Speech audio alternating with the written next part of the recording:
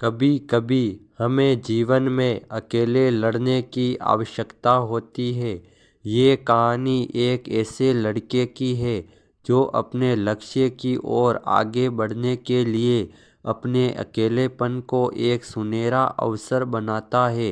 एक समय की बात है, एक छोटे से गांव में एक लड़का रहता था। वे बहुत सपने देखता था और अपने लक्ष्यों की प्राप्ति के लिए प्रयास का निरंतर जुनून रखता था, परंतु उसके पास न कोई साथी था न कोई गाइड करने वाला। उसके परिवार में भी उसके सपनों को समझने वाला कोई नहीं था। इसलिए उसे लगता था कि वे अकेलेपन की जंजीरों में बंद है और उसके सपने अधूरे रहेंगे। फिर भी उसने निरंतर मेहनत की और अपनी आत्मविश्वास की आवाज़ को बुलंद किया। उसकी इच्छा शक्ति और संघर्ष ने उसे सही दिशा में आगे बढ़ाने की शक्ति दी। एक दिन उसे अपने गांव के बाहर एक पुस्तकालय का पता चला। वह आश्चर्यचकित हुआ क्योंकि उसे पहले कभी ऐसी जगह नजर नहीं आई थी। धीरे धीरे उसने उस पुस्तकालय के दरवाजे पर कदम रखा। वहां जाकर उसने देखा कि लोग पुस्तकों के बीच खोए रहते हैं और वहां की शांतिपूर्णता और ज्ञान के वातावरण ने उसे संतुष्ट कर दिया।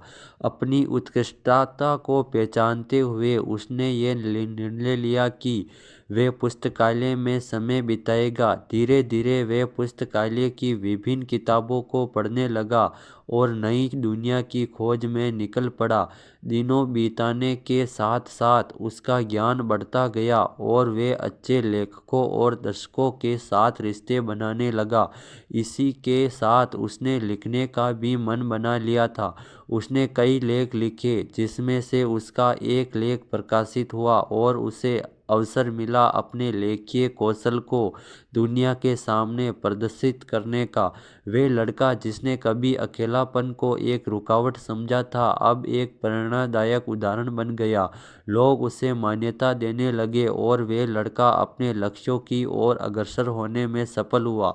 इस कहानी से हमें ये सीख मिलती है कि अकेलापन को एक सुनहरा अवसर बनाने के लिए हमें संघर्ष करना चाहिए। हमारी संयमितता, समर्पण और मेहनत हमें अपने लक्ष्यों की प्राप्ति की ओर आगे बढ़ा सकती है। जय हिंद।